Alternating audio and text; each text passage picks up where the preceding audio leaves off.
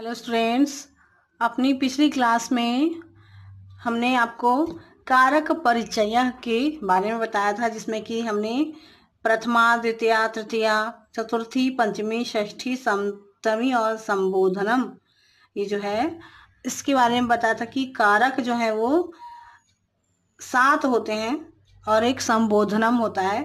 तो कर्ता ने अनुकर्म को करण चिन्ह से जान, संप्रदान को के लिए अपादान से मान, संबंध काके की रारेरी अधिकरण में पर आन, संबोधन हे भो अरे कारक चिन्ह बखान।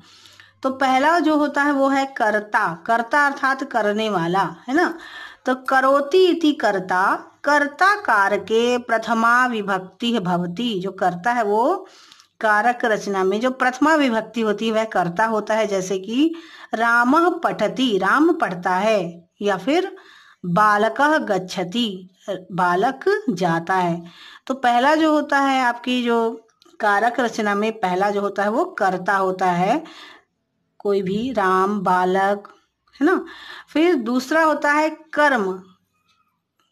कर्ता ने कर्म को किया, कर्म किया, क्या किसने किया?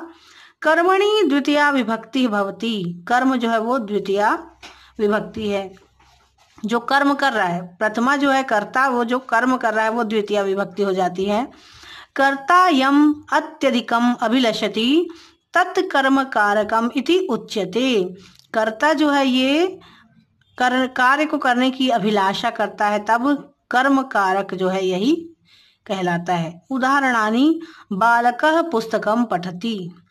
अब यहाँ देखिए रामः पठति, तो रामः पुस्तकम पठति, है ना। फिर रामः फलम खादति, या रामः पुस्तकम पठति, या बालका फलम खादति, या बाला ग्रामम गच्छति। बाला अर्थात ये लड़की के लिए, गर्ल के लिए, बालिका के लिए है, तो बाला ग्रामम गच्छति। या फिर बाला किसी बॉय का नाम भी हो सकता है, बाला ग्रामम गच्छति। फिर है कर्म कारके अयम विशिष्टः नियमः अस्ति। कर्म जो कारक है उसका नियम जो है विशिष्ट नियम है। क्या?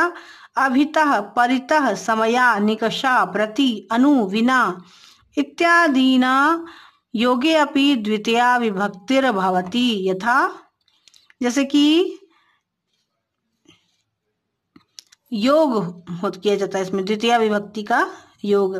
ग्रामम अभितः पर्वताः सन्ति। ग्रामम के, ग्राम के अभितः, ग्राम के पास ही पर्वत सन्ति, पर्वत है ना। ग्रामः अभितः। गत्यर्थक धातूनां योगे द्वितीया भवति। यथा वानरः वृक्षम आरोहित, वृक्षमारोहित रोहति। वानर जो है वृक्ष पे ही चढ़ता है। वानरः वृक्षम मारोहति, वृक्षमारोहति। या फिर अगर हम इसको संधि विच्छेद करें, वृक्षम आरोहति होगा, तो वृक्ष पर चढ़ता है वानर जो है। सह विद्यालयम गच्छति, वह विद्यालय जाता है। तो इस तरह से ये योग किया जाता है। जो कर्म कारक है, कर्ता और कर्म को का योग बनता है जो, तो यह है द्वितीया विभक्ति। फिर है तीसरा है करण कारकम, है ना। कर्ता ने कर्म को करण से, है ना, कि करण से अर्थात किस से। जैसे कि येन साधनेन कर्ता कार्यम संपादयति। जिस साधन के द्वारा जो करता है वो कार्य को संपादित करता है, कार्य को पूर्ण करता है, तो वह करण कहलाता है। करण, कर्ता ने कर्म को करण से, जिस साधन से। तत्साधनम करण कारकम इति कथ्यते। तो वह जो साधन है वह करण कारक कहलाता है। पहला कर्ता कारक, फिर कर्म कारक, फिर करण कारक। तो देखिए यहाँ पर गीता लेखन्या लिखती, कि गीता जो है वो लेखनी से लिखती है ना, पेन से लिखती है, या लेखनी कहते हैं उसको संस्कृत में, लेखन्या लिखती। छात्रः कंदुकेन,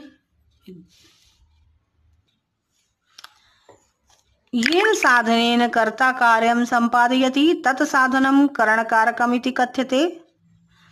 जिस साधन से कर्ता जो है वो कार्य संपादित करता है, वही साधन जो है वो करण कारक कहलाता है। कर्ता कारक, कर्म कारक और तीसरा है करण कारक।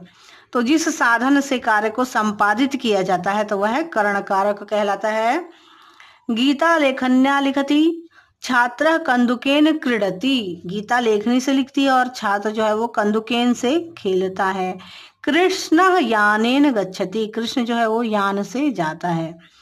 तो कारके अस्मिन् अयम विशिष्टः नियमः अस्ति। सह साकं सार्धं समम अलम इत्यादीनां योगे अपि तृतीया विभक्तिर भवति।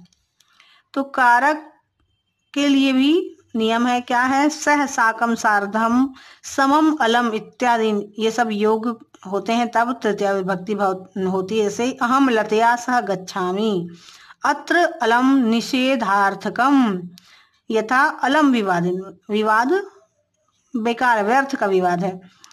फिर है शरीरस्य यत अंगम विकृतम यस्याद तस्मिन् तृतीया भवति। जो शरीर का विकृत अंग है तब वहां पर तृतीया विभक्ति होगी। यथा पादेन खज्जा, नेत्रेण काणः, कर्णेन बधिरः। करण बोधक साधन जो शब्देषु तृतीया भवति, जो साधन है वही तृतीया विभक्ति कहलाता है। यथा श्रमेण सफलता भवति, विद्यया यशः प्राप्यते।